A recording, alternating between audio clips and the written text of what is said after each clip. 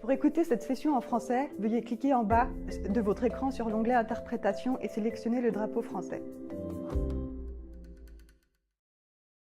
Hello, bonjour. Habari za leo. On behalf of ICLEI Africa, the Africa Centre for Cities, Our Future Cities, Surge Africa and the Red Cross Crescent Climate Centre, We are delighted to welcome you to the Rise Africa 2023 Action Festival. Rise Africa is a platform that brings together thinkers, doers, and enablers to inspire action for sustainable cities. This is the third edition of our virtual festival. It brings together insights, practices, and visions from across the continent. This year's theme is The Cities We Want. the cities we want. the cities we want. The cities we want. This mirrors the African Union 2063 Agenda vision, the Africa we want. It is a wonderful Pan-African call for transformative change. However, the agenda does not adequately embrace urbanization as a potential positive force for improving prosperity, inclusivity, and environmental well-being on the continent. We need more emphasis on the role of cities and local action. And this festival aims to provide inputs into this agenda. The cities we have are Expanding, incomplete, inventive, contested, facing impending crisis, yet brimming with potential. The cities we want are people-centered, Safe and healthy. beacons of culture, unflinchingly modern. And adapting to change and leading global innovation. We'll make these cities through Experimenting, learning collaborating, and amplifying the everyday actions of people who are shaping their cities. The festival invites you to embrace different ways of knowing, It invites you to forge new partnerships, Experiment with new concepts and ideas. to seek ways to bridge science, business, policy, and the arts.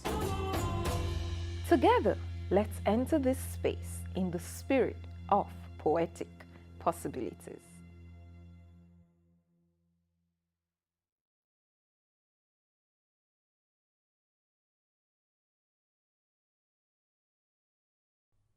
À l'encre de mon sang, au papier de ma langue, à mes yeux qui tanguent lentement dans le vide, rêvant un jour de laisser des traces de regard sur les villes que nous voulons et imaginons au-delà des vers.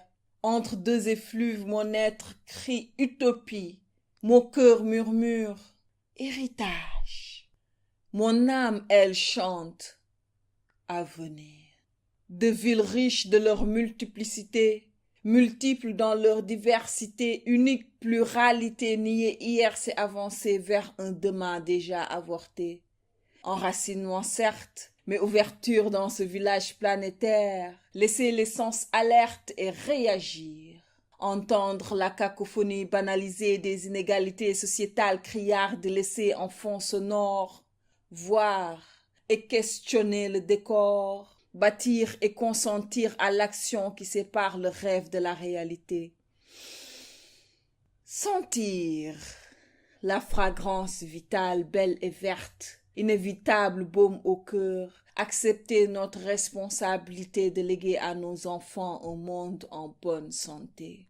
Démocratiser le goût, que plus aucun palais, d'aucune bouche, d'aucun enfant, d'aucun pays ne soit plus jamais sec. Démocratiser le goût des rêves, des voyages qui s'exécutent, quel que soit l'âge, le long des pages, au fil des chapitres, sur le pupitre de la connaissance, seul germe du choix. Toucher l'idée d'infrastructure qui marche allègrement sur le chemin de l'innovation. Enracinement certes, mais ouverture dans ce village planétaire. Laisser les sens alertes, mais surtout réagir.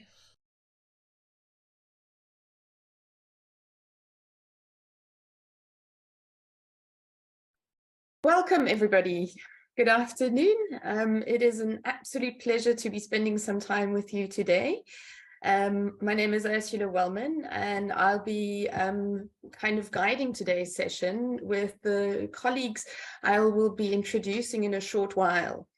I think before we get to that point, though, I mean, as is typical, we will first tackle a little bit of housekeeping rules. But firstly, just to kind of explain what we're doing today. So as you'll see up on the screen today, we are chatting about hope spots and really reimagining them. I mean, what do new visions for community action and urban change in coastal cities look like? And I think, I mean, looking at that idea, you know, and kind of embracing today as Africa Day, you know, 60 years after the African Union was established, I think it's a wonderful opportunity, you know, to kind of dive into that topic and obviously hear from the colleagues, experts all in their own right, and obviously kind of share in these experiences and the best practices that they bring. So I think then just for procedural perspectives, let's quickly get into our housekeeping rules and then just kind of have a look in terms of the do's and the don'ts. So yes, as I said, I am Ursula Wellman, Manager Biodiversity and Nature at ICLEI Africa. And seeing that this is a session on Zoom, we just want to kindly ask that everybody please keep their microphones on mute and also videos off unless you may be wanting to ask a specific question. We've asked our presenters to keep theirs on, and please also note that our sessions are being recorded. This video, I mean, or rather this session will also be available afterwards on our website. So by participating, you also give consent to be recorded. We have a chat box available for obviously the session. You're welcome to pop a question into there to the speakers. If a question is addressed to a specific speaker, please just put the name, obviously include that. And then, yes, as we'll also kind of be using the chat box for introducing our speakers, welcome to also keep an eye on the chat box there. And then lastly, you're also welcome to just kind of use any of our social media handles, which you'll see there as Rise Africa 2023.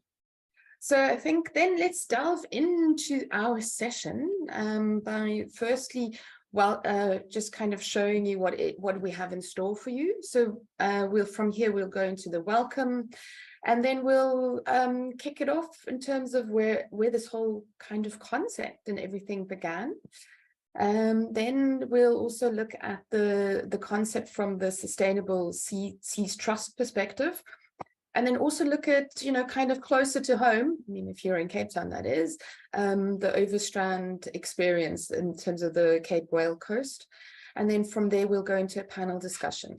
There'll be an opportunity to ask questions, so please keep an eye on the kind of chat box, and also please just add any questions for the speakers in there. And then it wouldn't be, you know, a session without the inclusion of youth. I mean, definitely not a session that looks at, you know, the African agenda, you know, in terms of the 2063 agenda that the African Union is obviously looking towards. I mean, youth are integral to our future, and obviously have such a critical voice. And with we'll include obviously that perspective, and then from there go to concluding remarks. So I think without further ado, let's look at the purpose of our session and also welcome and introduce our speakers. So today I'm joined by Dr. Stacey Webb. She's the Executive Director for the Sustainable Seas Trust. And then we're also joined by Ms. Liesel de Villiers. She is the Senior Manager of the Environmental Management Services of the Overstrand Municipality.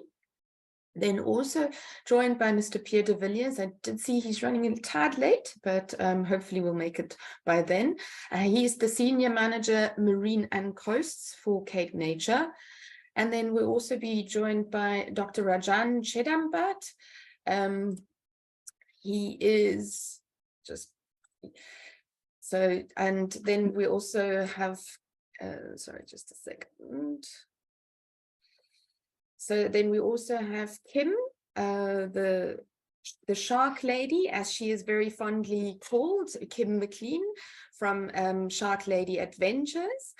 And then also sharing the youth perspective afterwards, we have Zinia Bunyula, who's the Director of Projects in South Africa for Youth in Your Oceans. Okay, so with I think a wonderful group of panelists who will share their perspectives a bit later. Just want to actually quickly highlight why we're even here today. So just in terms of Hope spots. I mean, some of you might not know, or some of you definitely will know a lot more of them, but the concept was essentially born in 2009, really looking to mobilize action for special marine areas that are critical, to the health of our oceans. So Hope Spots really aim to maintain biodiversity. In doing so, they provide carbon sinks and then generate life-giving oxygen. So all of these activities, kind of also contributes to ecotourism and obviously also biodiversity to thrive. The brand itself kind of aims to ignite and unify public support. So it's really with this vision that Hope Spots have been created all around the world. And they are specifically championed by Mission Blue.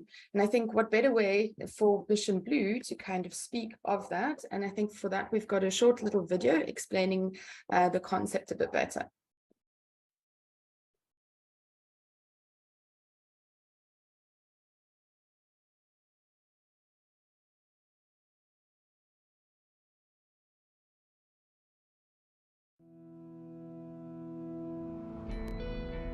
I see things that others do not.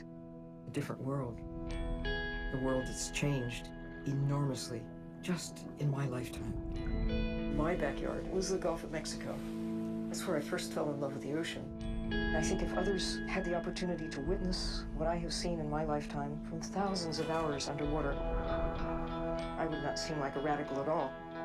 It's a pleasure to introduce a scientist, an engineer, a teacher, and an explorer.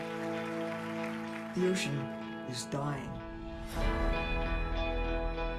All of us, we are the beneficiaries of having burned through fossil fuels. But at what cost? 60 years ago, when I began exploring the ocean, no one imagined that we could do anything to harm it. I saw the after influence of what we can do to the natural world. Think of the world without an ocean. You've got a planet a lot like Mars. No ocean, no life. No ocean, no us. In 1990, she became the chief scientist for NOAA, National Oceanic and Atmospheric Administration. I went to one meeting, and I was never allowed to go again. I feel that I must resign and, as a private citizen, do what I can do with more freedom. She's not afraid to say, you know what you're doing and it's wrong.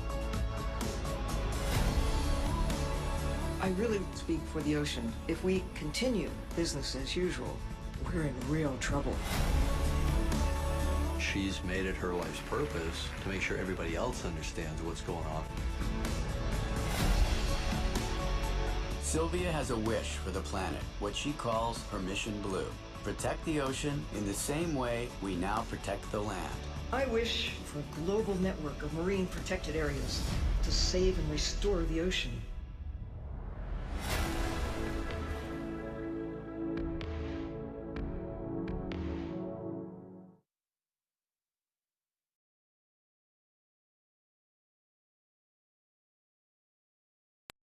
Great. I think thanks for sharing that video. I think that was a wonderful example of just setting the scene, and that passion, seeing that passion demonstrated. I mean, undoubtedly, that is, I think, also, what drives each and every one of us in what we do, and also our speakers in supporting this. And I think this is also how we want to see how Hope Spots can inspire action in Africa and beyond, to support positive social and environmental and economic transformations, really. So I think now is a great opportunity to hand over to Dr. Stacey Webb, who will share with us a little bit more about the Hope Spots concept and also its vision, specifically from the perspective of Sustainable Seas Trust. So over to you, Dr. Webb. Thank you so much, and thank you for inviting us today to join in this discussion. Can everyone hear me? Perfect, 100%.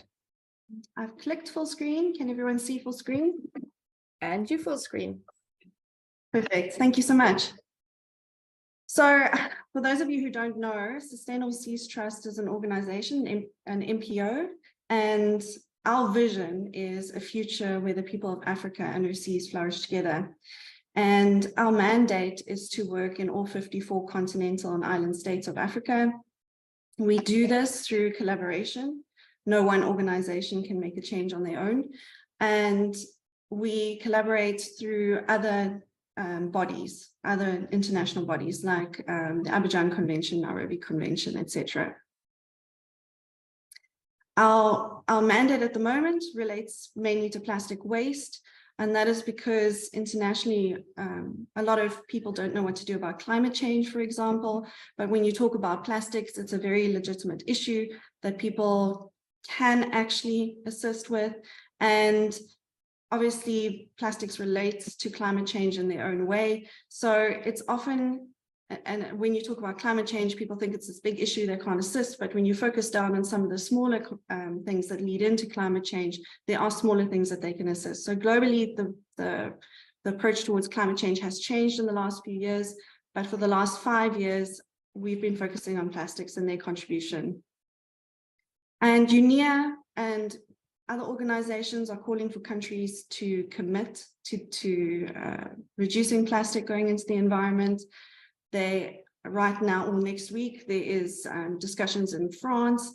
So countries are going to these treaty negotiations. They are committing to targets. They're committing to reduce their plastics, but they don't actually know what to do to get there.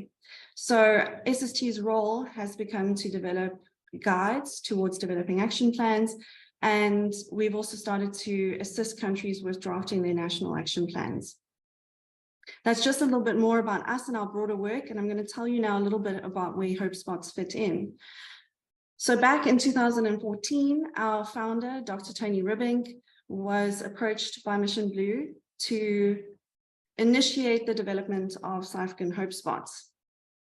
And at the time, Hope Spots were a little bit more protected, similarly to an MPA in general over the world. So South Africa's Hope Spots, when SST broached the idea, was to be community-based Hope Spots. And they were developed as the first 6 community-based Hope Spots in the world. So they are very unique. They're all amazing areas.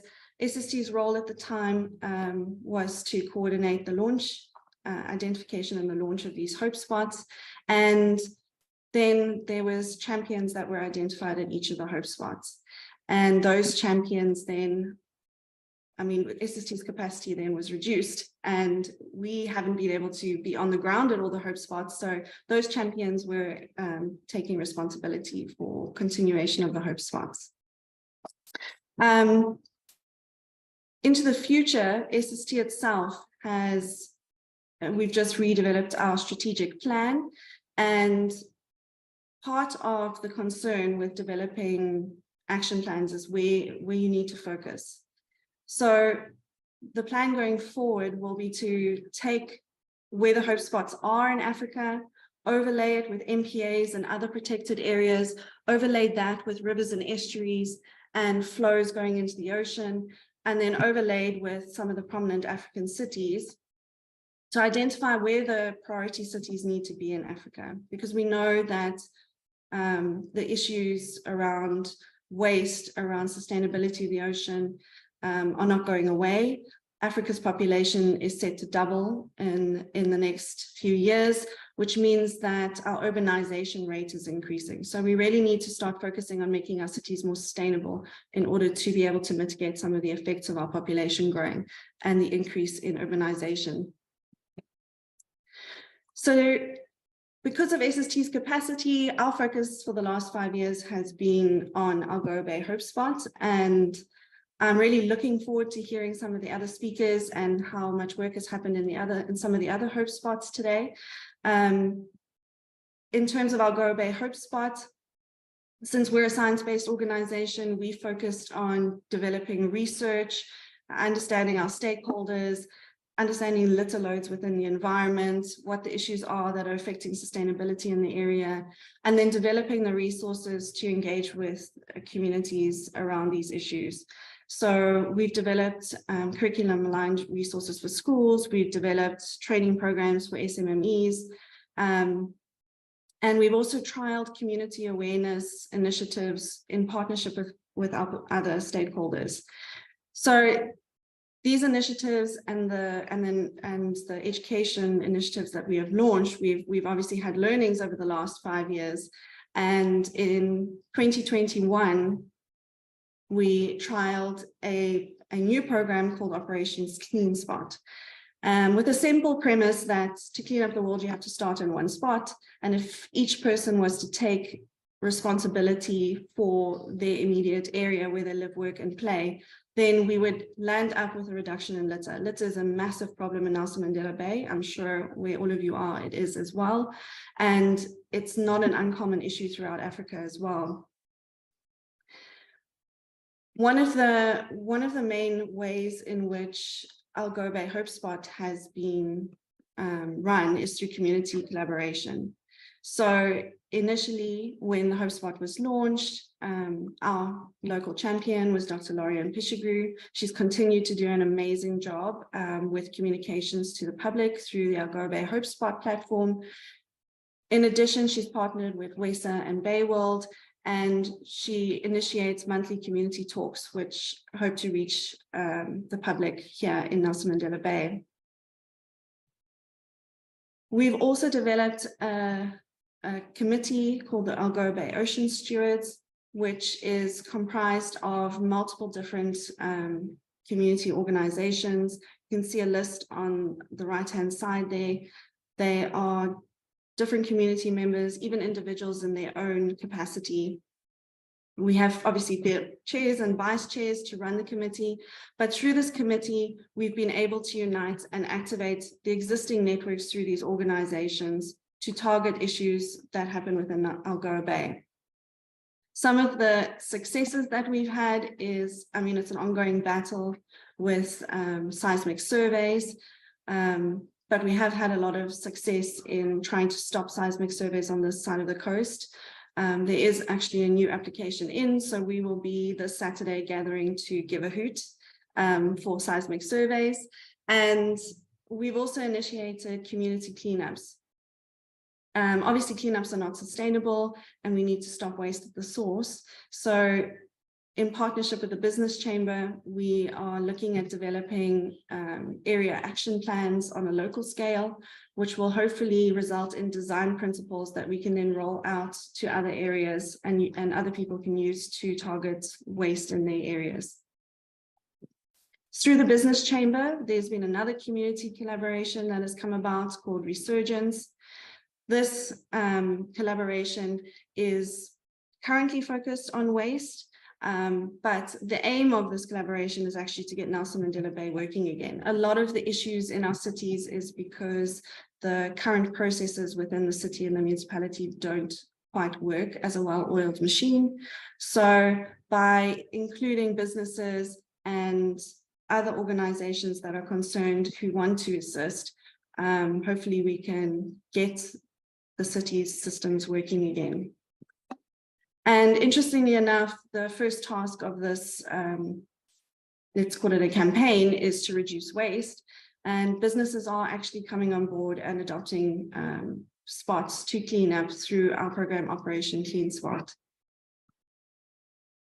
So in summary, the lessons that we've learned here in Algoa Bay: committees promote community buy-in. We can't do it without community buy-in, and that is the whole premise behind Hope Spots, is that they are community-based conservation areas, that the community themselves can have an input, that they can also use the resources within those areas, and that they're reliant on those resources.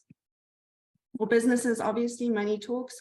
When we're talking about the local economy of any city, focusing on the issues that affect the economy is something that businesses are concerned about. So when they have an investor coming to visit Nelson Mandela Bay, if he is driven through an extremely dirty area and he decides to pull his investment, that obviously affects the businesses locally. So talking about local economy and how cleaning up, how reducing waste going into the environment can improve the local economy, that gets businesses on board. And then, of course, working with existing organizations on the ground. There are so many organizations that are doing amazing work. No one organization can do everything.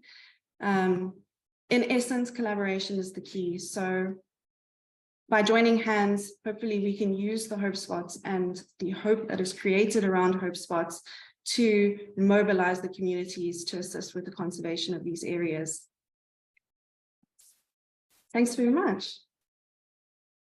Thank you very much, Stacey. I think this was a wonderful, wonderful kind of, presentation, and really highlighting, as your last slide speaks of collaboration. I mean, I think this is really also what we're wanting to see, how Hope Spots can navigate the challenges, associated with sustaining these collaborative partnerships. And I mean, obviously, for any type of community-based initiative, really, and, the important touch points around waste, which you highlighted, I mean, and the impacts, of course, on biodiversity, and I mean, with obviously climate change. I mean, there we have our 3 global crises, and how your program offers such a very tangible solution. And I love how you've managed to also get in the big businesses, or the businesses in the area, on board, and obviously also kind of making it a community initiative. So I think, thank you for sharing those insights with us. And from there, I'd like to come to the Overstrand region. There is the Cape Whale Coast Hope Spot, and it's one of the Hope Spots which we saw obviously in South Africa. And there we'll have Ms. Liesel de Villiers, who we said is the Senior Manager for Environmental Management Services at the Overstrand Municipality. Will take us through a little bit of the experience the municipality had. I mean, I think if I recall a conversation not too long ago, Liesel, the establishment of the Hope Spot, was initiated in some part by the municipality. Take us through that a little bit, please. Like, what was Overstrand's experience and has been since, the Hope Spot's been established? Thank you, Ursula. Yes, good morning, everybody. The Overstrand Municipality was approached by SST in 2014 to initiate the Cape Whale Coast Hope Spot, and it was quite a huge task for us to get everything together for the launch in December 2014. And it was a huge concept for us to also, if you can use the word, sell to the community and to our partners that we needed to involve into the process, and to the larger organization, Overstrand organization, so that they could understand the importance of what this Hope Spot would mean to our larger community. But I think once that concept was understood, the importance that the conservation of not only our terrestrial landscape, but the importance of the conservation that role played regarding the conservation of our marine landscape as well. What role that played for the sustainable resource utilization of the broader community, and the tourism that brought, also huge tourism potential that brought to the Overstrand community. Once that was understood, it was well supported. I think also from our Overstrand point of view, Overstrand municipality point of view, the Overstrand urban areas are sandwiched between the mountain and the sea, and that's the only sections that we have to basically develop, and that needs to be done extremely sustainably, very sensitively. And therefore, in Dr. Sylvia's own words, she said that there's no green without blue, and we from that understood that what else is important for the Overstrand municipality to do is also to look at the proper conservation and protection of what enters our seas.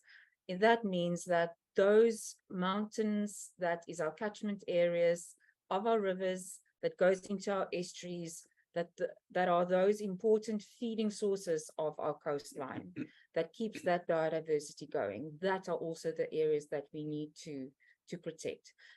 So we also invest into the catchment to coast protection of our areas, but Pia is going to talk more about that and talk about what we envisage regarding our hope spots. But I think the most important thing is that we've got an amazing group of supporters, role players, and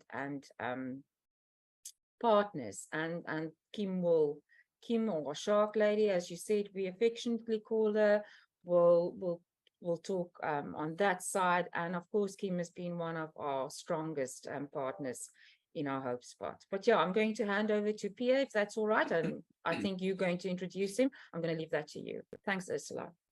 Thank you very much, Liesel. Yes, so here, as a co-pioneer, really, also of the Hope Spot, I think, just what he has done and already kind of working in support of the project. I mean, you are the senior manager for the marine and coasts for Cape Nature, and obviously it would be great to also have your perspective, as Liesel has said, on the experience.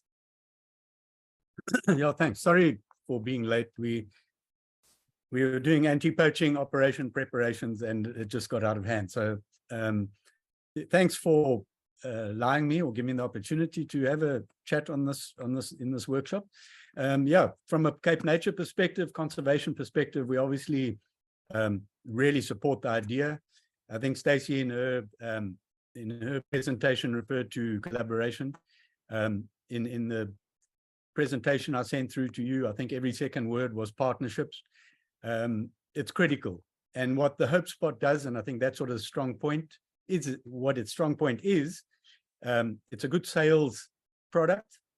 That clip you showed earlier is amazingly emotional and it gets buy-in. And then it's a platform where you bring people in. And what we did over many years now is cement partnerships, identify people that can contribute, enhance their passion, because I think also what's in Stacey's presentation, or what's missing but needs to be read between the lines, is the passion that's driving it, the champion. Without that, you're nowhere. We've gone quiet for a while now, and that's why we decided to really step up our game again. It was about identifying a champion, getting motivated people together again, and really making things happen. I know everyone blames COVID, but it did have a lot to do with it. And Cape Nature had a bit of restructuring, so we went through a quiet period. But most of the projects, interestingly enough, set up around 2014 to 16, 17. Most of them are still going. And that shows you the soundness of the products that were developed through this platform. So yeah, I think it's an amazing opportunity, and it's a global platform.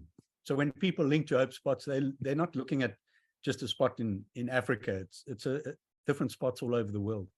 And then overlaying them over marine protected areas, yeah, that kind of thing is the way to go, because a marine protected area on its own doesn't cover the corridors or the zones of influence between the marine protected areas, which the Hope Spot can do. And that's how it's really had an impact in the Overstrand, because we've got a few small marine protected areas, but the Hope Spot actually helps us cover and develop best practice between the areas. Yeah, so in a nutshell. I mean, and that's a wonderful, great summary. I mean, you've just mentioned the presentation you shared. I mean, is this a presentation we can bring up for you? And obviously we can kind of speak through that. Okay, all right, so our technical team is just going to get that up for you. But I think you've already shared such great insights. I mean, again, speaking to the passion that it needs. And I know we often, COVID often used as an excuse, but, we're kind of beyond this now. And I think the passion needs to be relived, and we need to say, well, where are we going from? And how can, the pre-COVID life and passion obviously kind of continue with the learnings? I guess we wouldn't be holding as many webinars or online engagements, you know, if it wasn't for those experiences. But I think, again, I mean, we've brought up the slides. Can you see them on your side? And then you're welcome to obviously speak to those. Okay, great. Yeah. So my presentation will just quickly go through who we are, and you've heard quite a lot about it already. Where did the initiative come from? You've heard that. Where are the hope spots I'll just show a quick one. What is needed? I think that's going to be critical. I've got 1 or 2 slides on that, and I'd like to spend time on that and then the way forward. Okay. Bongiwe. Okay, that's who we are. That just quickly, that we spent a lot of time, funny enough, on that logo. That's a whale. Sorry, Bongile, can we go back to that first one? I just wanted to, I realized now there's quite a lot of relevance just in that. Can we go back? To that second slide. Okay, so I'm trying to do that now. Okay, cool. Sorry. So basically, we are whale area, whale hotspot, whale watching. The whales migrate through here from June to October. So that's the whale. That's the obvious one. And then the blue curl is actually, it represents the sea, but it's actually a perlemoon shell. We've got a massive perlemoon fishery, quite illegal going at the moment. And that's where the anti-poaching operation came in. But that's the relevance. And then the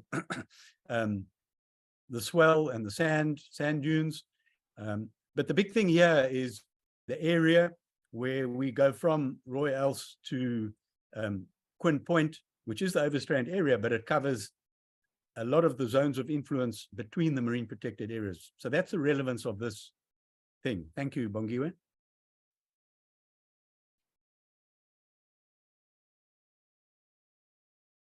Okay, you've heard this quote, no water, no life, no blue, no green. Liesel mentioned it. And it's pretty much how we sold it as well. It really became very relevant to everyone when they started understanding the relevance, other than to catch fish, of this big blue ocean offshore of us. So it's a few words, but they were vital words. Okay. Okay, you know, Sylvia Earle, that's where it all came from. Her mission, the Earth's Blue Heart. You've seen the clip, so I don't have to spend time on that. Thank you.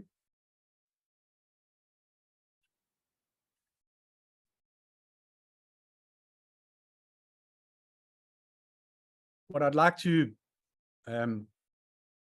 what's important here, of all of that, because you've heard a lot of this in the discussion already, is the highlighted part of what can happen, or what the Hope Spot provides and the ocean provides, if managed properly, is provision of food, ecotourism. But what's vital that we've added to that is the biodiversity economy. And I'll talk a bit about that later. The citizens in this area are intimately connected to the sea. So marketing this Hope Spot was actually, once we explained that the health of the sea is the health of the people, most of the Overstrand, they either fish, dive, or just look at the sea to relax, started supporting it very quickly. What we've, and I think Stacey mentioned that as well, is we've all been part of the sea, but stakeholders haven't really been involved in decision making.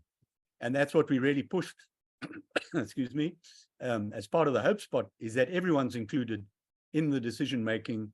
So there were a lot of stakeholder meetings in the decision-making and planning for the Hope Spot and the events. Thank you. As partners.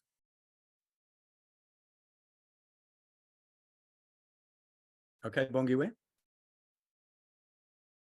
So this is the one of the critical slides.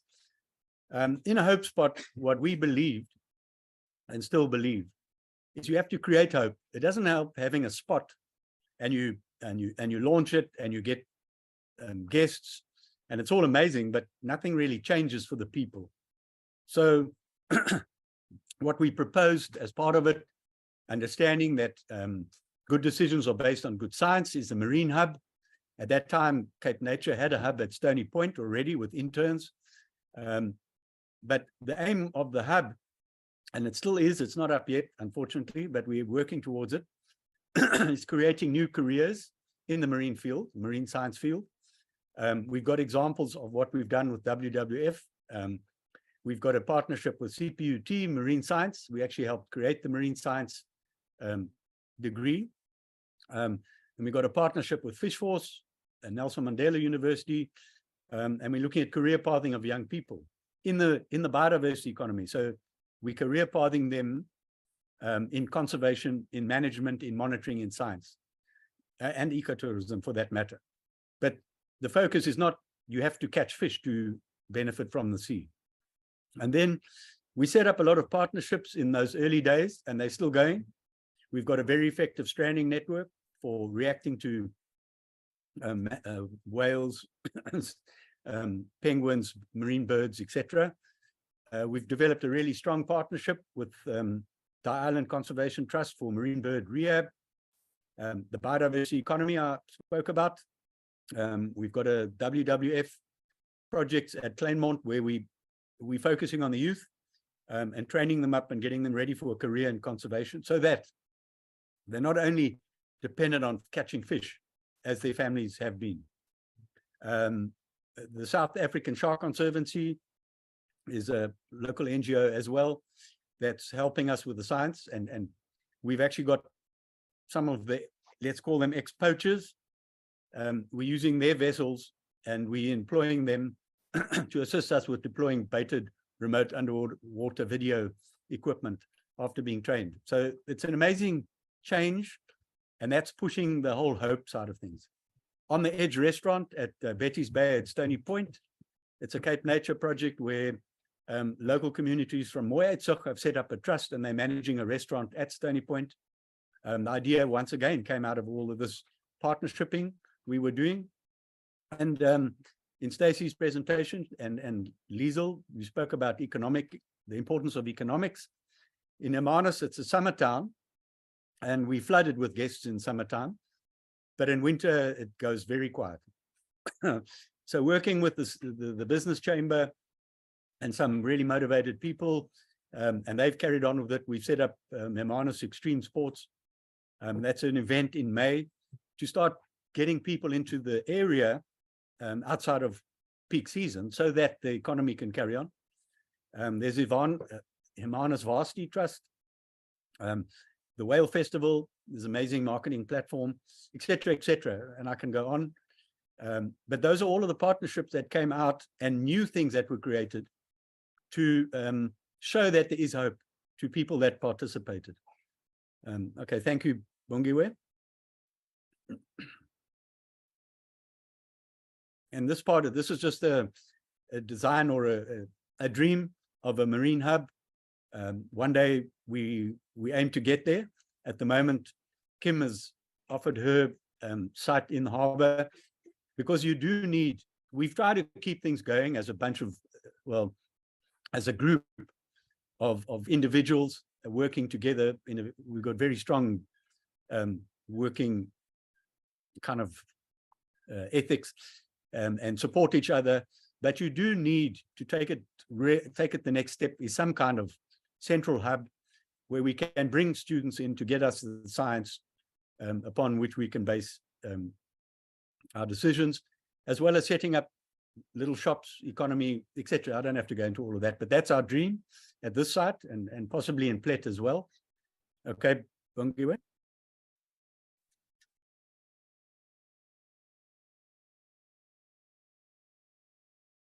The way forward, as you've seen throughout the presentation, you've heard the general discussions. This cannot be achieved alone by any one unit, one person, one NGO. We have to work together. South Africa is under huge stress at the moment, and partnerships are the only solution, in my opinion.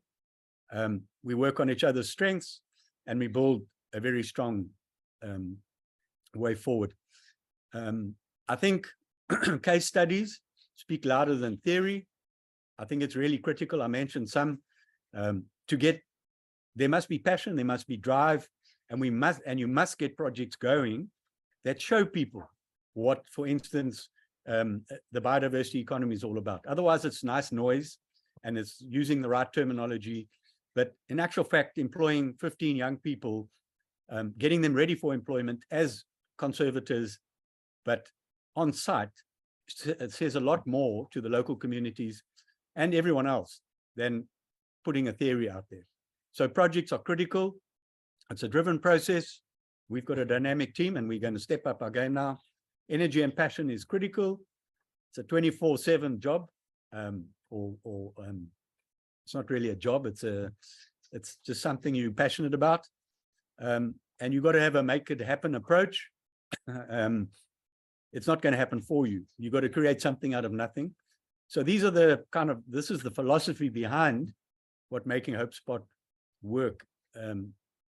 What is behind making Hope Spot work. I think, yeah, I've said enough about that. So thank you. Well, no, thank you, Pierre. I think it's, I mean, you've already touched on so many relevant points and you know, kind of always coming back again to collaboration and partnerships. I mean, yeah.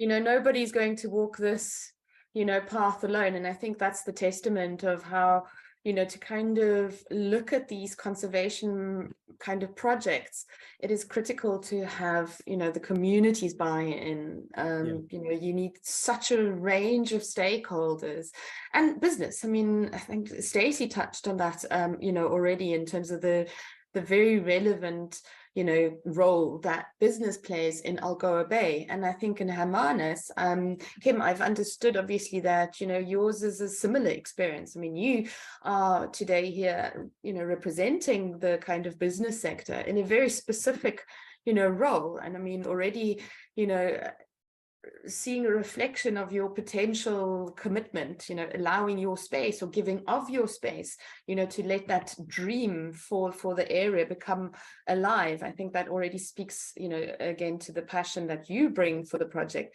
But if you can, I mean, give a little bit more insights as to, you know, what does it feel like as a private or business sector, you know, representative, you know, when it comes to leveraging the likes of a, you know, Hope Spot. I mean, in your case, obviously the Cape Whale Coast Hope Spot. I mean, what did it actually mean? You know, did it help to enhance economic development or maybe the marine conservation of the area? I mean, what was your take? Well, first of all, thank you very much, Ursula and your team and Rise Africa for giving me an opportunity, and Liesel and everybody else. Thank you. It's an honor. I find myself in a very fortunate situation where I think is a problem with most people. I'm in a situation where I love my career. I have a business in marine, but it allows me to keep my cup full, which means it can overflow and I can then give back to situations like the Hope Spot. You know, you'll get a lot of people that are really, really keen and want to be involved, but they, you know, money's a problem, then transport's a problem, and so on. So I just want to say that in, you know, a business sector in the marine does help a lot to be able to, as I say, the cup overflows and that money, be it money or equipment, can be utilized in helping other people that don't have. As in scientists, we know scientists, you know, working, they battle. So there I'm very, very happy. And going back to the Hope Spot in Hermanus, it was a great honor working with Dr. Sylvia Earle. Always been an incredible icon in my life from a youngster. And I was very privileged again to be made a champion. So I was closely alongside her, and unfortunately the weather didn't play out on the day that we wanted to get the plaque down in Hermanus, which is still there.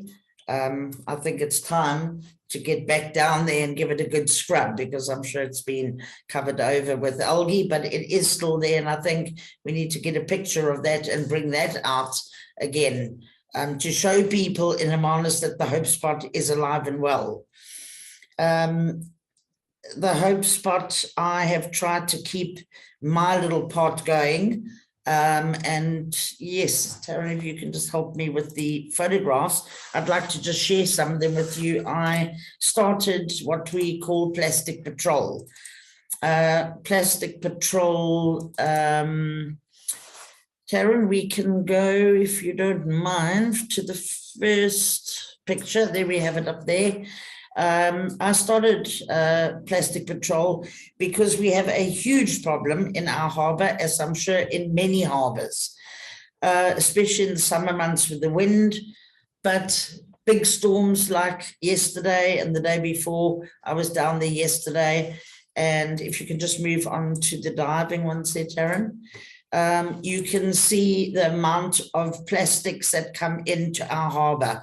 That get caught in these massive, I call them nets of kelp, which obviously is a good thing because it brings all that plastic into the harbour. But you literally have to get that out on an ongoing basis. When it's there, you've got to get in that water and you've got to get it out, because you'll go back down the next day and it's gone. As quickly as it came in, it's gone, and it's just moved to another area.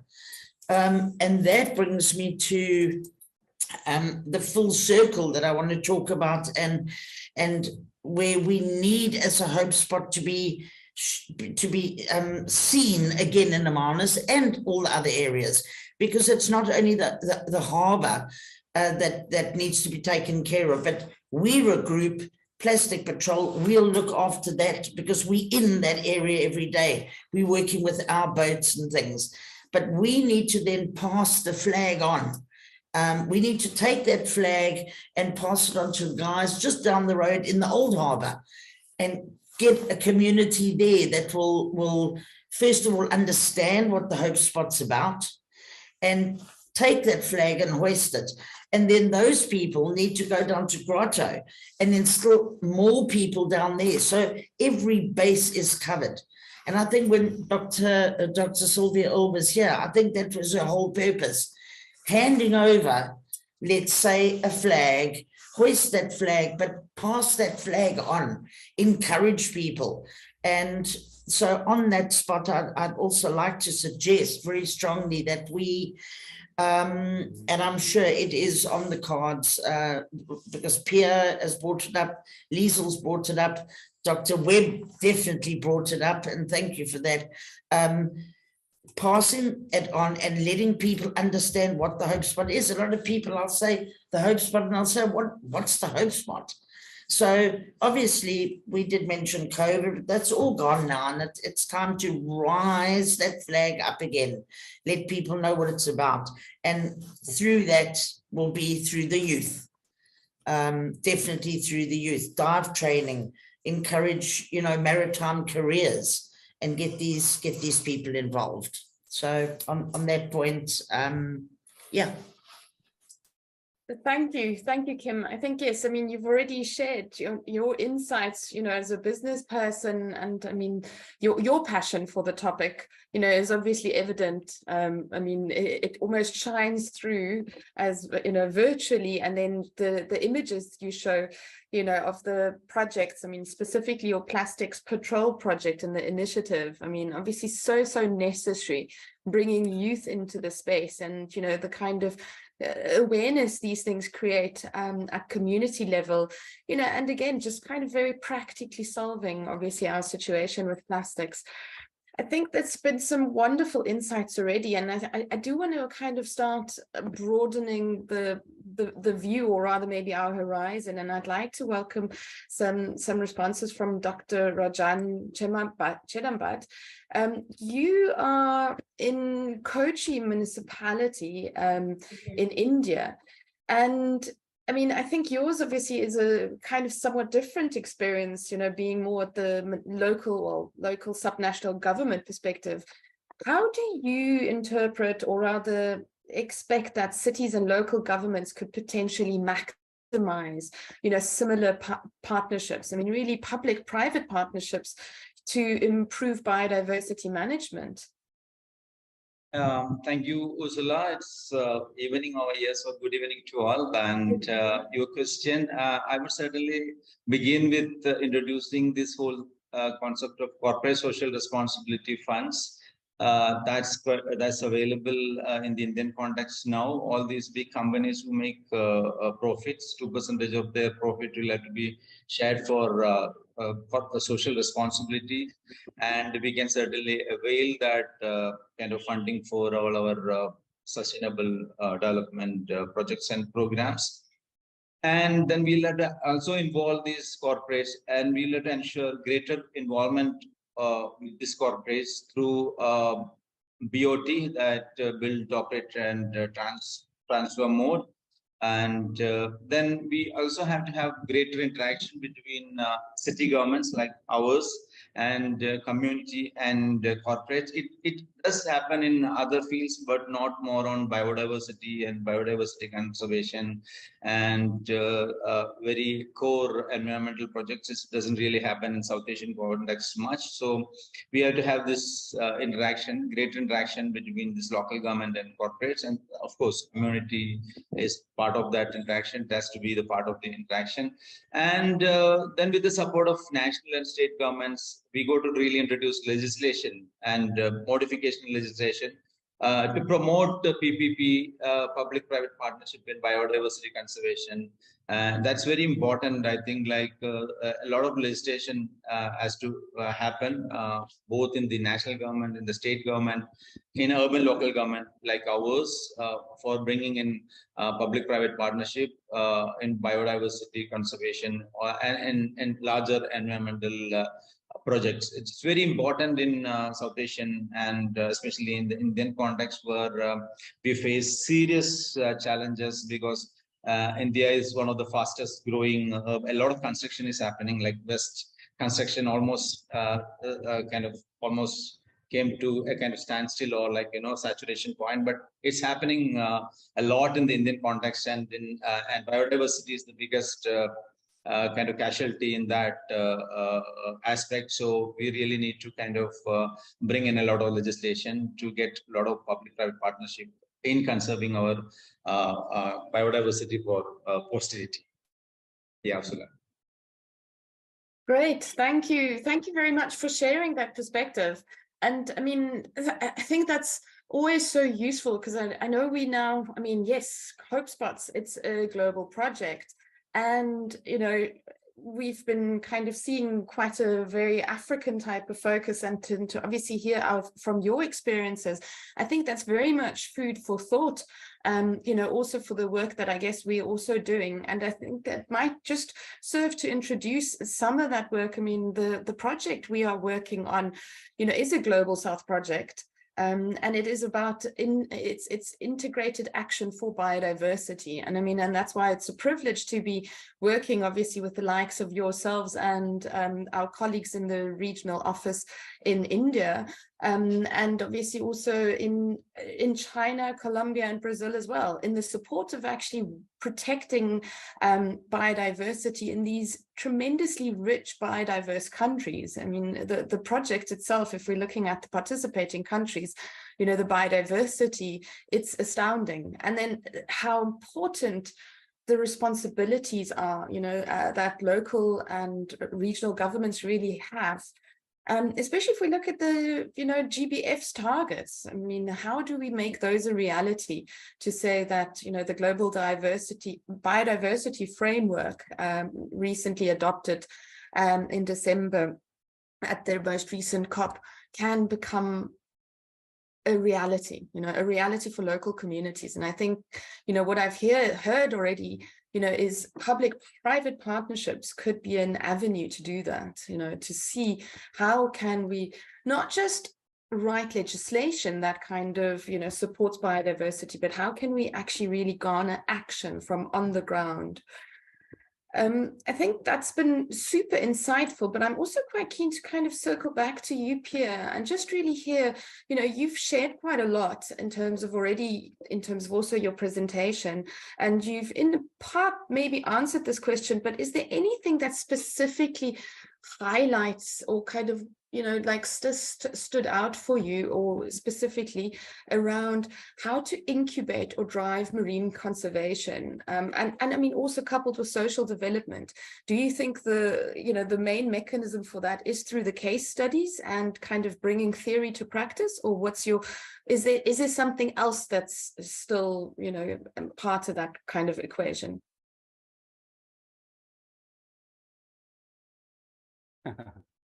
I think, number one, case studies are really important, because if I had to sell career pathing to a Cape Nature or the provincial government or national government, and I did, it's a concept, and everyone says, but there's a career. You join as a field ranger and you work your way up. But there isn't the specific courses to prepare that young person to be a good field ranger. It's just a field ranger. And then if they happen to be in a situation with a bad manager, or excuse me, in a situation where they're not exposed to much, they're going to stay a field ranger the rest of their lives.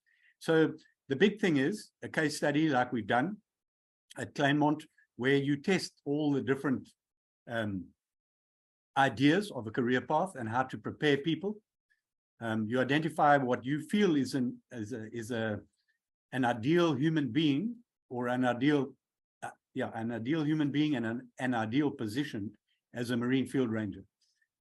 You test it where the government won't go, NGOs go, so they're always out there. That's what your role is. I'm saying that with tongue in cheek, but you go out there and we develop it together. Then that case study comes back into government, and it goes into a job description or a whatever. And the proof is out there, because there are young people now that have got the qualification, and it's allowed them to get a good job. And once that goes through, government starts biting on it. It's just the way it is. Government's a big machine.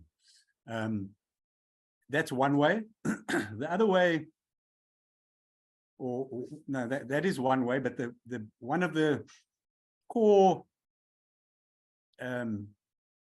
philosophies, or what keeps a Hope Spot going, is the passion of the people like him and others, and they share the message. So we as a team need to work on good, well thought through messages based on good science, or good, and when I say science, social science, natural science, whatever, make sure the product is good, and then the private sector and the business sector will implement it for us. That is, a lot of people say that I influence processes, because say Cape Nature at the moment, we don't have a lot of, or government, sorry, not Cape Nature, but government doesn't have a lot of funding available. So I can influence NGOs to help us rehabilitate birds in a way that benefits Cape Nature. So we set up that partnership. For instance, I'm giving you an example. So this platform helps scientists, government people, and the private sector, because they influence government, but we can all influence each other in a way that produces a final product or platform that's meaningful for everyone. A lot of the community people came to the meetings, and that's what drove me so hard to set up those case studies on the career path and the job creation. Was standard words were wonderful, lovely lovely pictures and photos, but how's it going to change my life? So as a manager of a Hope Spot, you need to take it, or management team, like I say, it's not one person, it's always a team, but you have to take answering the questions from either it's a private sector or government, or the communities. They are the private sector, but I'm talking people that don't have work and depend on the fish that aren't there for a living. Take their questions and comments and needs very seriously, because if your Hope Spot doesn't deal with it or address it in some way, you're not giving anyone hope. And if you're not giving anyone hope, well, then it's just another tick box exercise. And I don't think any of us have time anymore to participate in a tick box exercise. It must be meaningful. So yeah, the team must be very serious. And if you don't, you need to achieve and work really hard at achieving the project. You can't change the whole world. I think in Stacey's presentation, she said, you can't change everything, so start somewhere. That's also a principle that we have to work on. We can't clean the whole coast, but we can start in the harbor and do it well and show that how it works. And then the old harbor might start, etc. So that is also something we, and then what we did also talk about is setting up a tourism venture or market it as, you know, birders have to see all the different bird species. We can have a Hope Spot safari, South African safari or a global safari, so that the Hope Spot themselves become something that people need to visit from all over the world, and that generates economy, and it's an additional economic incentive for the area. But yeah, I think passion, case studies are important to sell it, and then they can become standard operating procedures going forward. In a nutshell. Thank you. Thanks a lot, Pierre. I mean, I think, yes, you've just, and I mean, what you've also just kind of touched on is the way forward, you know, and I think that for me, you know, was almost the next question I was going to ask, you know, to all of you really, you know, what are the new visions that are needed to kind of revive and sustain, you know, the Hope Spot concept, for one? I mean, I know, you know, in Kochi's example, you know, you might not have a Hope Spot yet, but I have no doubt that you might have similar projects, you know, that need a similar kind of revival, you know, something that might have been initiated, that might have worked well, you know, to get the community on board, to support the biodiversity. But if it doesn't have that champion, you know, obviously sometimes things just fizzle away. And what is it going to take to kind of revive these visions? Because essentially, you know, biodiversity management, if it's coastal or terrestrial, you know, they need continuity. And what is it going to take to get those? So, I mean, really a question to anybody. You're welcome to respond. Can I respond there, if I may? Yeah, absolutely. Please excuse me if I read this, but it actually comes out of a document that was put together by Pierre and Liesel and the likes of Taryn and others. And I think it pretty much sums this up, if I could just read this and then just add to it. But I think it is it's of vital importance that the Hope Spot initiate and strive to achieve three main goals. The one would be creating an understanding of our dependence on a healthy environment. And that goes largely starting with youth, because they're going to be our new future. And yes, again, with particular emphasis on the empowerment and mentorship of local youth. And that will be to establish a lasting network of educated, informed ambassadors for our coastal environment. Number two would be identifying and supporting entrepreneurship, development opportunities to help create sustainable livelihoods for local people, our locals, generating a very clear conservation and caring ethos, such that all participants can contribute towards their own future. So once again, it would be for us to instill in the youth and people out there, like I have up there, youth diving into maritime careers. We've got to take these guys underwater with a mask and show them, and that will give them excitement, and along with the education. And then just lastly, going forward, I think for us in Amanis, a good start would be to get a good committee together, a committee that meets regularly and keeps that wheel turning, and create more Hope Spot stations.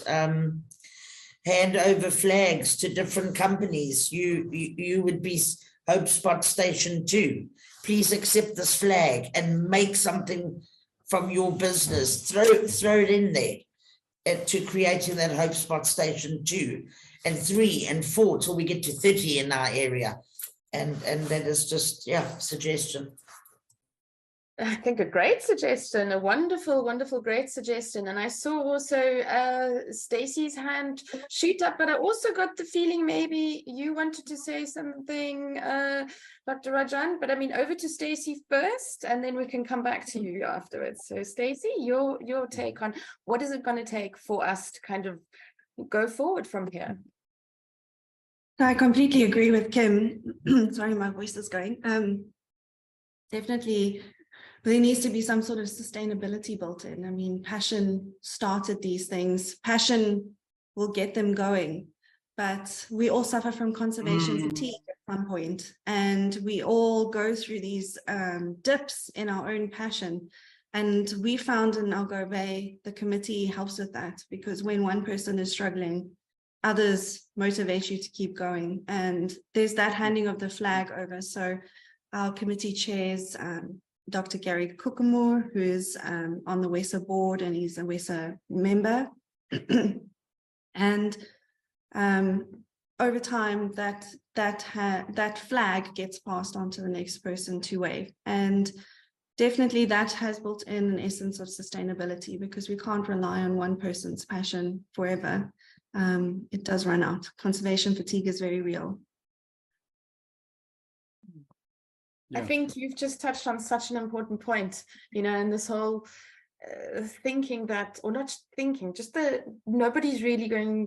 I think we started the sessions in a similar vein. I mean, you're not going to do it alone, you know, and I love to hear what, you know, the reflection that Kim's suggestion, you know, you can say a committee is what kept you going, because I mean, having to kind of just carry this flag on your own wouldn't have resulted in kind of the current outcomes that you have. I see the hand with Liesel, and I'll come to you just now. I just want to alert everybody in terms of who's joined us, that we have a chat box available for you to pop some questions, and Christine will be getting into Q&A session, and we'll be able to respond to some of the questions that are in there. Otherwise, you're also welcome just to raise your hand if you have a question.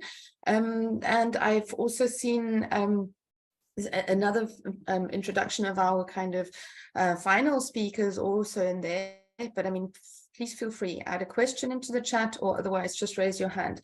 But I think Liesel, was it Liesel or Pierre to want to also contribute to the current question? Yeah, it was me. What I think in the South African, maybe not Algarve Bay, because that sounds like that's going along fine. But for the other ones, I really believe another launch is critical just to get us back online. And 100% support Kim. We need to set up a functional committee again to drive the process. That's essential. We sort of in our own ways have been carrying the process along, but it needs to be formalized. I agree with that. And with all Hope Spots, there needs to be a formal group. And I think, yes, like Stacey says, when someone gets tired, someone else steps up, because that's essential. Because in this world, or in this kind of program, you do get a little tired every now and again. So it's good to have that. So launch and a committee, I think, is essential. And then, if you know, we're in what Kim read there about entrepreneurial skill development or identifying entrepreneurs, as part of the process, we did identify a couple of wonderful people. Over the years, they've now moved on. I'm talking young community people. So that if there is a process to do that, and we want to train and develop a small company for the people, etc., so they can participate, there's always a need for funding. So I know it's probably a terrible word to hear, but in this bigger global picture, if there is funding available for specific projects within each of the Hope Spots, I think that would help as well. Because I mean, you just heard Kim spending her overflowing cup on the process. And there were a lot of other people that did the same. But once we start kicking into a project, it's quite a lot of overflow. So, and over a sustainable period. So it would be good if we could have, excuse me, as part of this process, maybe a place where funding proposals can be submitted. That would be nice.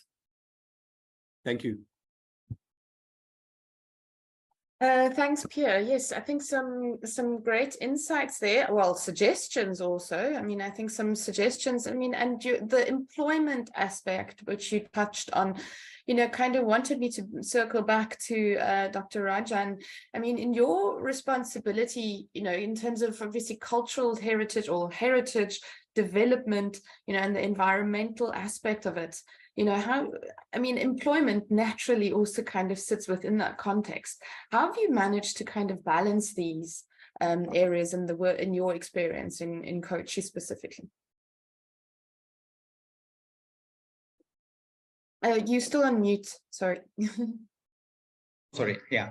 Actually, it's very important that like we involve our community in the whole process. Like hotspots are like not very much in vogue over here in Kochi. The concept is just introduced us, but like we work a lot on like biodiversity conservation, environmental conservation, protection. But then community involvement is very crucial in the sense like there is still this everyone goes for development. And the moment they feel that environment is hampering their aspiration for development, you are done. So you got to really involve the community in every work related to biodiversity or heritage conservation or environmental conservation. And as I said initially, like legislative support is very important, and it's very much important at the local level. Maybe we have national policies and we have state regional policies on conservation, but we really need like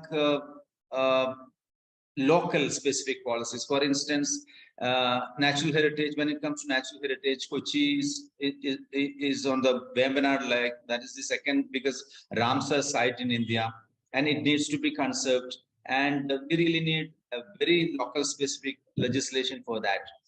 And then urban local governments, it's very important to kind of build the capacity of the members of the local government, like, you know, just the policymakers, the councillors and the officials as well as.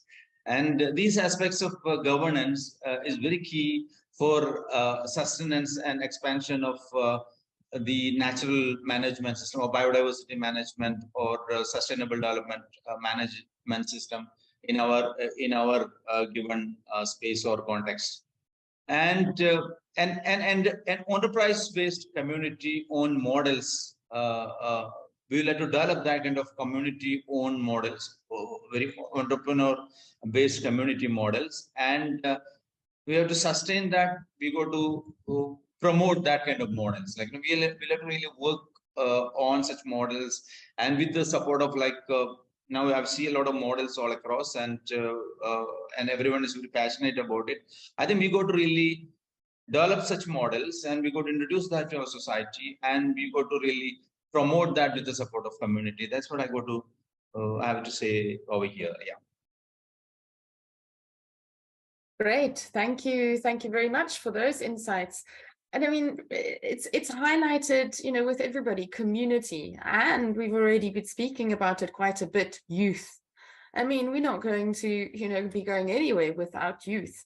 And I think maybe this is also a good opportunity to now start introducing our youths in your ocean colleagues. And I love the fact that if you've seen them, you know, they've got their YIYO little abbreviations, and there to support today Zinia Bunyula, who's the director with youth, hang on, just let me get it, director of projects in South Africa specifically.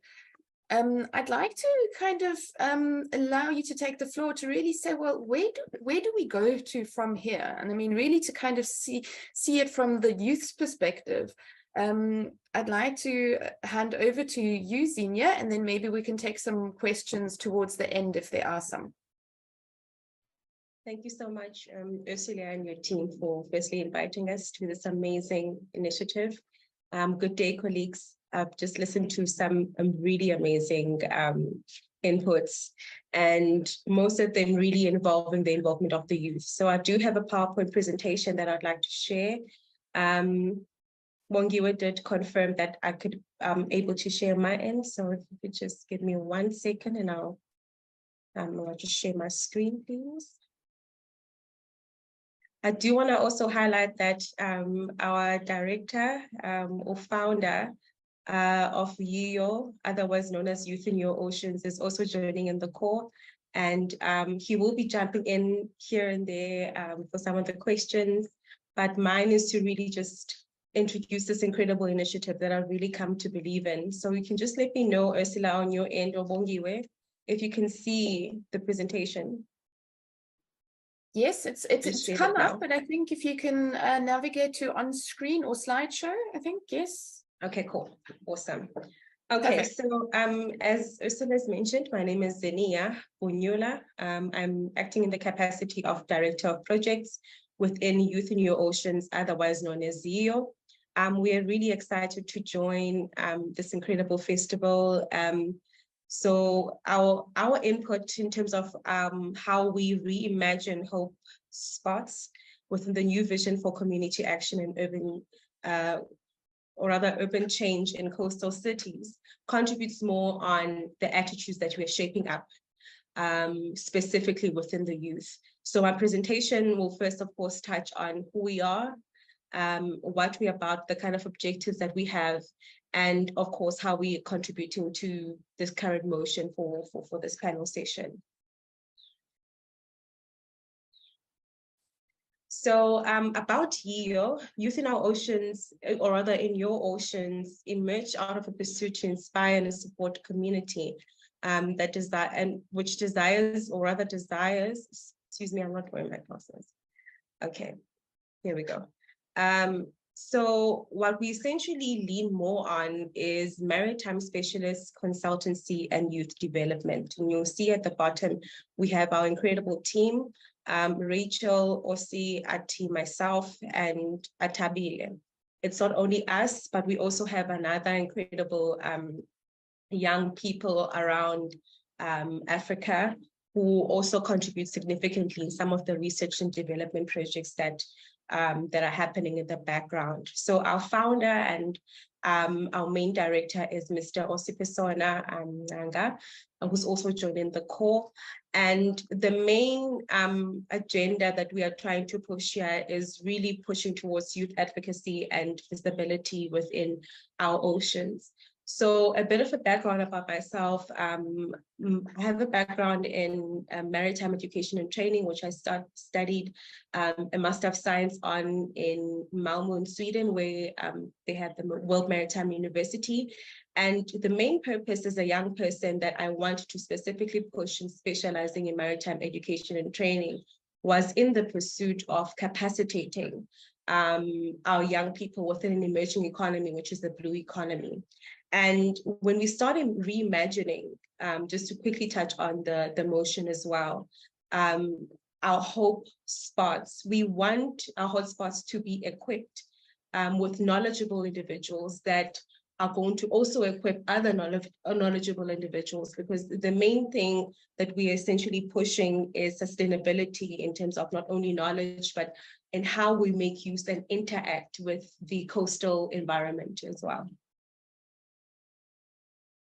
So in terms of our objectives, as I mentioned earlier on, we look and focus on educating the youth, capacity building and empowerment. So this is where we sort of shape the attitude, because we have a lot of amazing coastal cities. And I remember this other time a few years ago, before I left for Europe, my hometown is in Port Elizabeth, right? And when you start interacting with young people and you tell them about what maritime is, and they have no idea what it is, but they live in a coastal city, for me, that became personally a big problem. So around that time, I had started engaging with a lot of like organizations on how can we really increase, how can we explore increasing awareness about what maritime is, what ocean sciences is, what conservation looks like outside the curriculum offered in higher education and training. So that didn't exactly materialize, but I became so grateful when I finally met Mr. Ozzy, who's the founder of YIO, who started engaging me on exactly that same issue I'd had a few years back. And when I found out this amazing initiative and about this amazing initiative and what they've been up to in terms of establishing, collaborations. I mean, he's, for example, he's been all over in terms of going to Canada and solidifying these collaborations and stakeholder engagements and drawing in and attracting partnerships. Because the main thing when we are pushing the agenda of capacity building, it requires resources, and those resources need to be funded. So our main conversation here that we also trying to introduce is the importance of us understanding as young people that we cannot achieve whatever we want to establish alone. We also need other organizations that we are going to lean on, not only for resources, but also for knowledge and exchange of ideas, because within whatever vision any organization has, you need to also keep in mind and take account of the next generation and how you want to innovate yourself and evolve as an organization to be relevant in the near future, essentially. So another objective of ours is to identify some of the opportunities that are out there for the youth, and this I'll expand more on a later slide. And we want to contribute to the advancement and protection of the environment and improving the livelihoods of those that depend on it. Now, in terms of Youth of Your Oceans, if you go a little bit deeper about who we are and what we are essentially doing within the oceans economy context, we are highlighting the importance of Indigenous knowledge in informing partnerships within impoverished coastal communities. We are continuing to push towards youth advocacy through various initiatives such as this one that we are part of today, and increase the consciousness of the importance of ocean protection and, of course, the impact of resource support, which I highlighted earlier, that in as much as we can have so many discussions about ocean economy, maritime education, STCW, all these bills, all these international bills and how they are being implemented. When there aren't any plans in place that are partnered and are married to resources that are allocated to them, we cannot unfortunately go anywhere. And that is why we feel it's so crucial that as a hope spot within a coastal community, it's important that we start on our end as young people, establishing these relationships with already existing organizations and learn the best lessons from them, and to see how we can fit ourselves in their vision, perhaps if we are in alignment, and of course how they can fit themselves into our vision, should we all also be in alignment as well. So just to contribute now on the main motion of this panel discussion, which is the new vision for community action. And let's zoom into YIO being now the hope spot, specifically within the coastal communities. I'll now make a case study or highlight a case study specifically within the East London region and the Gqeberha region, currently for this case. So I mentioned earlier the importance of us shaping the attitudes of young people on how they respond to maritime and ocean sciences, most importantly, how they interact with this type of environment. And one of the key elements for us is education, right? So capacitating the youth. So your question might be, how do we get this done? And YIO is your answer. because I looked at you can look at the portfolios. We'll share our website link. You can look at the portfolios and you see there's incredible talent, right, that we have within the team that has a diverse pool of expertise, not only academically, but by experience.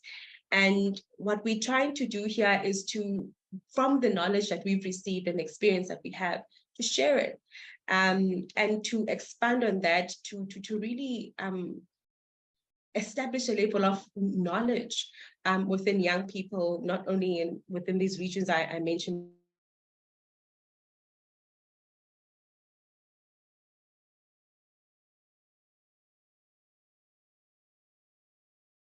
Case studies, but also in South Africa as a whole.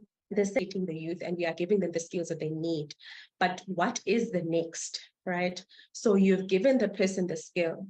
They're now able to fish. You've taught them how to fish. They're now able to fish, for example. They're now able to swim. Where do you place them?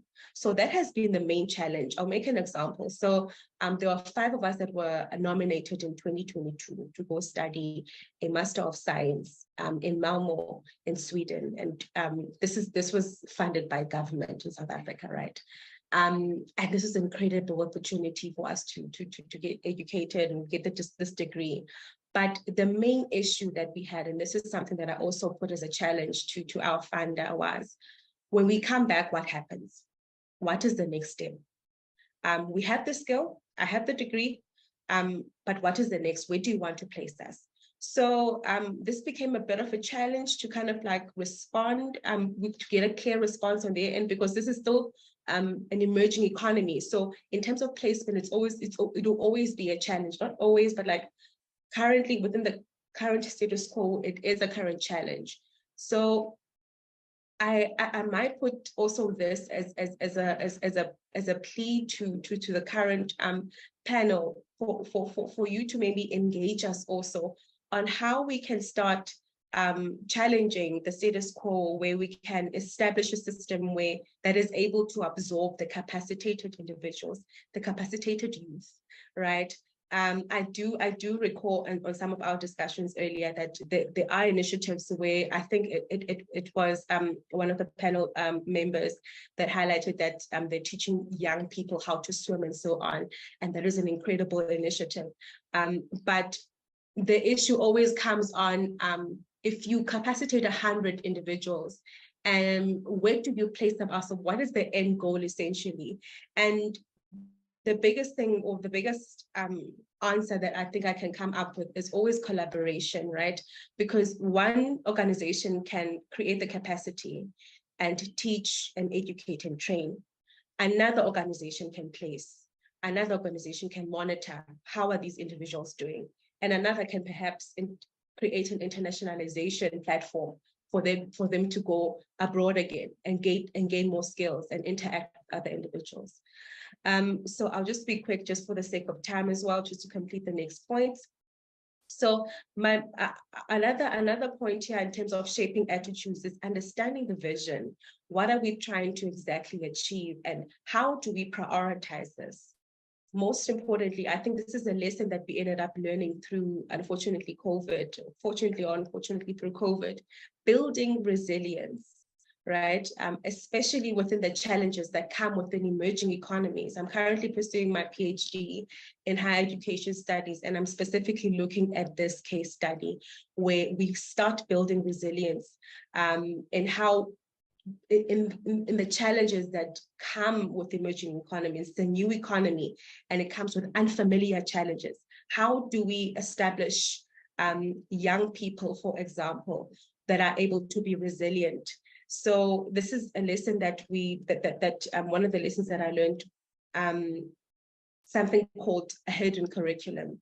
So this is something that is of a hope as well, that we all have it in us to have resilience, but it also depends on our responses at the end of the day. You can say that you're flexible, but it needs to align to the context in that specific point. So it reverts back to the vision, understanding the why, and most importantly, who is on board. Concluding at this point to say it is so crucial for us to start establishing sustainable partnerships. And that's essentially why we're here as YEO, to really build and extend our hand and say that here we are young people, talented, and we are ready to push towards establishing solid partnerships that are meaningful and that can truly, truly contribute to this new vision of a community of action. And YEO is one of those hotspots that understand that we cannot do this alone. We are young people, yes, talented, yes, but we still need that guidance, and we still need that partnerships, and we still need that support in terms of really expanding this vision to not only push towards achieving this goal as a nation, but also achieving it globally and aligned to not only the global conversations such as sustainable development and the COP 2026, but also how we think about the next. So I think that is it on my end, colleagues. I'm really cognizant of time. If there are any questions, you're most welcome to ask us. I will ask Mr. Ossi to jump in on some of them, but thank you very much for this opportunity. We greatly appreciate it. Thank you. Thank you very much, Senior. I mean, I think you've just highlighted such relevant points. You know, the inclusion, you know, and obviously collaboration aspects. You know, it's really what this whole kind of session is about, and how we actually go forward. You know, for me, I think is, you know, it's an important topic. I mean, I see a big alignment, you know, through or potential collaboration through everybody's work. And, you know, that would, I would love to somehow see that happen. But I'm seeing a hand also again with maybe Pierre, was it Liesel?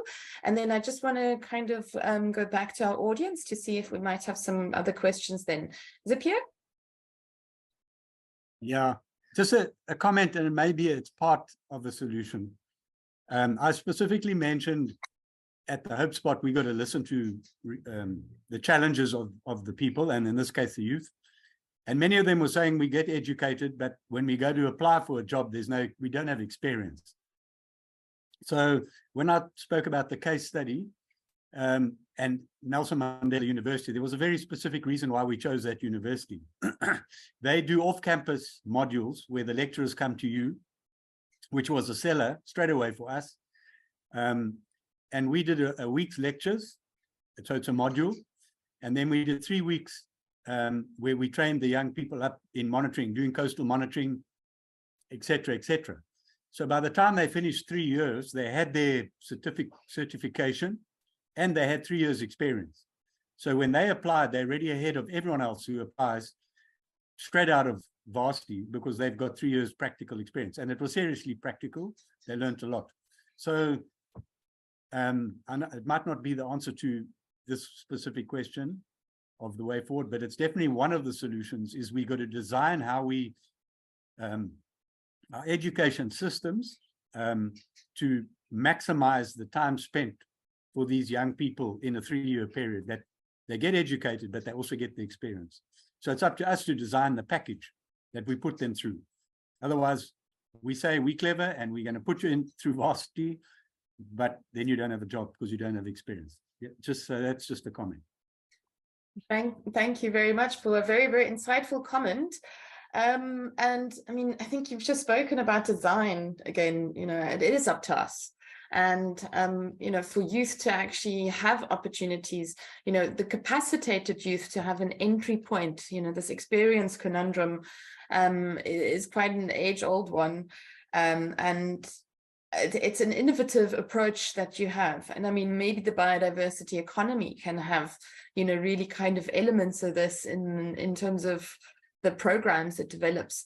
Maybe there's an opportunity to kind of collaborate with local and subnational governments to kind of bring in these types of green type of experiences for youth, maybe either linked to a formal qualification, or just maybe through a program that can actually spark awareness. Now, I think that this is really, you know, the ideas that can emanate and to do out of these discussions is really what we like to kind of achieve through this process. And I think we've We've had a number of these ideas kind of bubble up today, and I have a whole 5 minutes left to try and summarize them, but I'm not going to manage every individual's kind of presentation and do that justice. And I think it's just nigh impossible to try and achieve that. But I think in summary, you know, the focus on collaboration, be that from youth through kind of the whole kind of stakeholder grouping, business, government, NGOs, you know, protecting biodiversity or coastal management, development as such is going to require a collective approach. That's only really possible through partnerships, public-private partnerships. And, you know, that brings the agency and the awareness at community level. We have to bring communities into the work we do. Otherwise, you know, there's no point. Otherwise, it's just academia, or it's just government, or it might just be business. But what is all of that if it's not for a shared value of bringing all the stakeholders kind of on board and into the program? I saw a hand shoot up, so Asi, over to you. You can unmute and ask your question, yeah? Bonjour, mesdames et messieurs. Bonjour, monsieur. Je m'appelle aussi, comment allez-vous? Ça va bien, ça va bien. Bienvenue. Très bien, je suis béni. I was just checking, I know a bit of French, I was just checking if the translator's awake. Otherwise, yeah, Ursula, thank you so much for that. You know, Dr. Webb mentioned it explicitly in terms of collaborations. They are extremely important, and partnerships, because you need to have community buy-in. As I mentioned, my name is Osi from Youth in Your Oceans. I'm one of the Director of Coastal Development. It's crucial, it's important to have the community buy-in. It's one of the things that we actually emphasized in Canada during the COP15 as the youth, that, you know, if you have a phone, right, if you don't feel like if that phone does not belong to you, you're not going to value it. But then if you conscientize a person that they know that they worked hard for that phone, they're going to be able to value it. So that same goes for the environment. If the community does not feel that they own the environment and the environment is theirs, and they conscientize about the importance of the environment, they're not going to feel a need to protect that environment.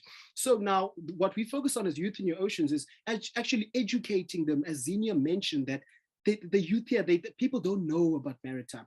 They don't know about 30 by 30. They don't know about marine protected areas. So people like us who are well educated in the area, we have a mandate in order for us to educate them about the importance of marine biodiversity, or biodiversity as a whole, and protection of the environment. So with that mandate, we try and conscientize them so that you have a pool of youngsters who actually know what they're doing and who actually have a buy-in and actually support organizations like ICLE in order to push the mandate forward, and the global biodiversity framework. So partnerships and collaborations are key, and we need organizations like ICLE to actually partner with us in order to drive the mandate forward. Thank you so much, Ursula. God bless everyone. Thank you very, very much. I mean, yes, partnerships is really, I think, what is being summarized. But if we're looking at the way forward, partnerships is definitely one way, because we need each other to kind of, you know, as we heard, carry the flags and pass on the flags. But funding and, you know, kind of, you know, goodwill is one thing, and passion, it goes a long way, but access to finance is also an important one.